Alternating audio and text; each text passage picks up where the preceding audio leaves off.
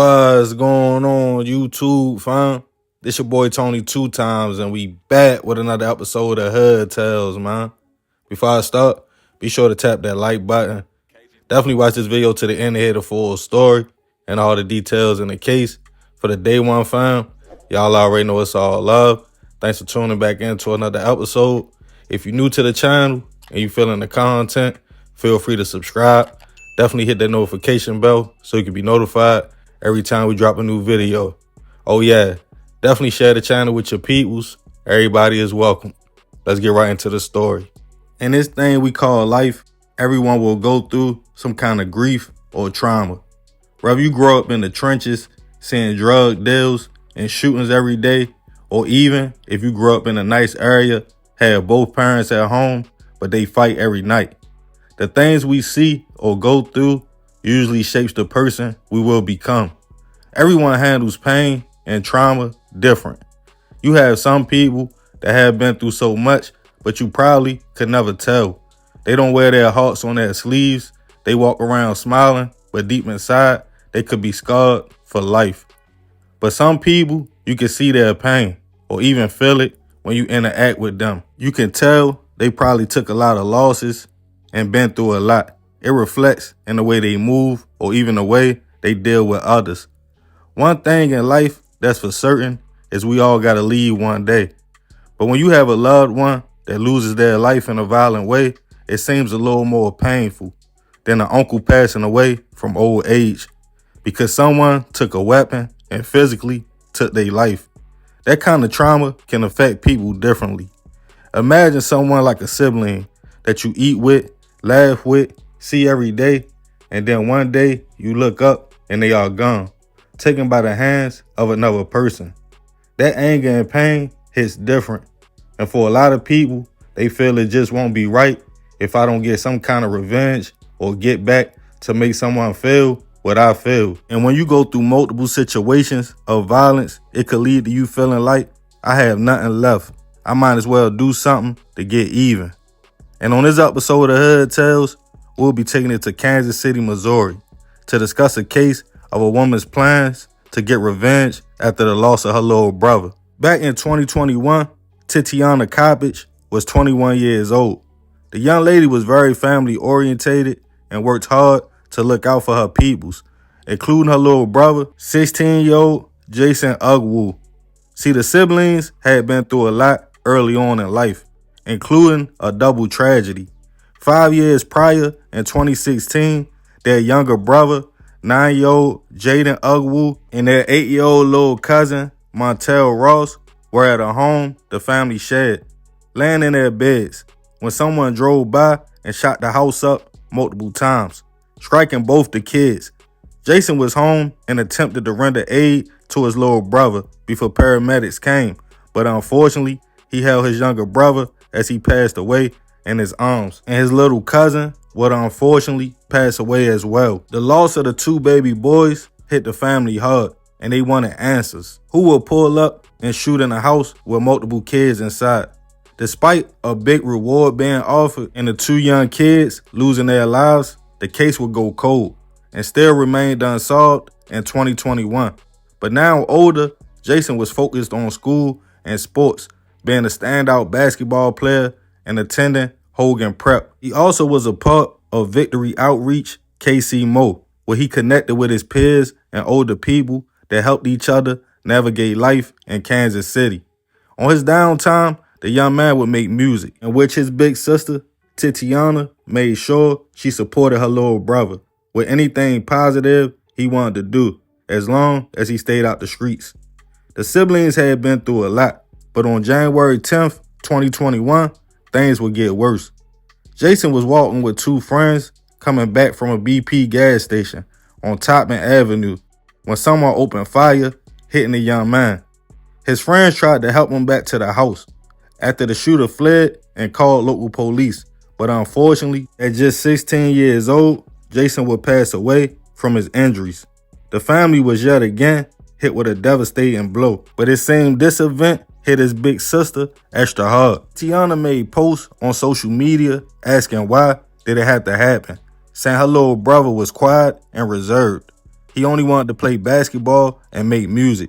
She stated she worked hard to make sure they kept a roof over their head and that Jayson had everything he needed, and she just wanted to spend more time with him.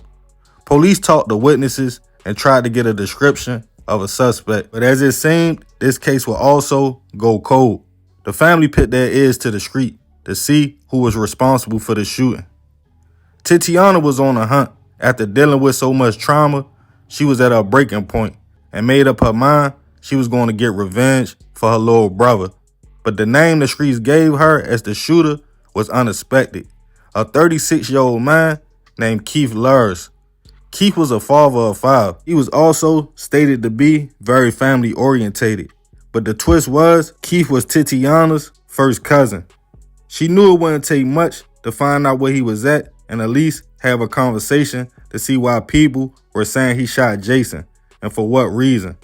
Then on January 13th, just 3 days after Jayson was hit, Tityana called Keith to see where he was at and to set up a location to talk. He agreed to meet up.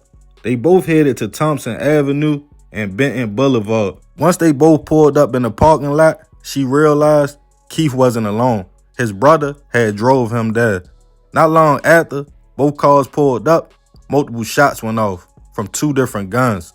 It was a full-fledged shootout. Tityana eventually got out of that jam and drove off. Then the car Keith was in, his brother noticed the man was hit multiple times. His brother called local police, who responded to the scene to find Keith suffering from a gunshot wound to the leg and chest, and unfortunately, he would not survive his injuries. Witnesses stated both cars were shooting at each other, as multiple shell casings were found on the scene. When asked about the other vehicle, people stated it was a black Ford Escape. With city cameras, police quickly was able to track down the car and also locate Tityana. They found the young lady in possession of a handgun, the same caliber of the bullets found back at the crime scene. A search of her phone showed she had called Keith earlier. Also, text messages showed she texted her aunt about buying her some more 45 caliber bullets, saying, "LOL, I need more. I used them all on bro." Another text was to Jayson, which left police confused, as they knew the young man had been hit days earlier. The text read, "I sent them to you, brother. I owed you that body."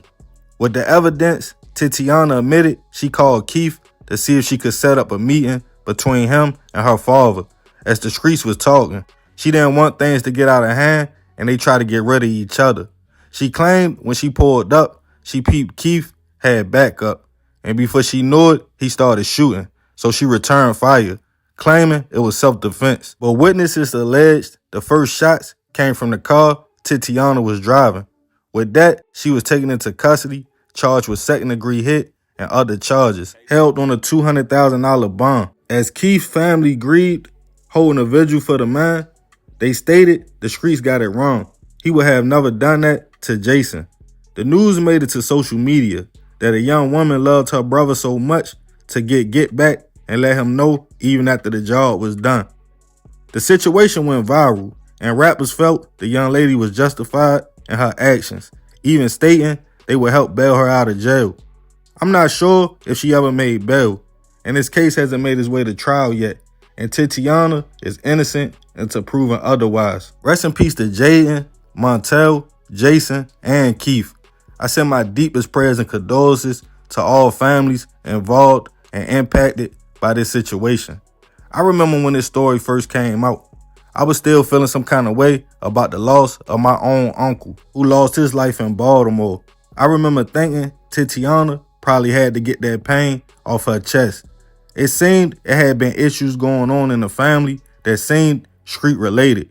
For someone to shoot up a house with kids in it, that was 2 losses she took, her little brother and little cousin.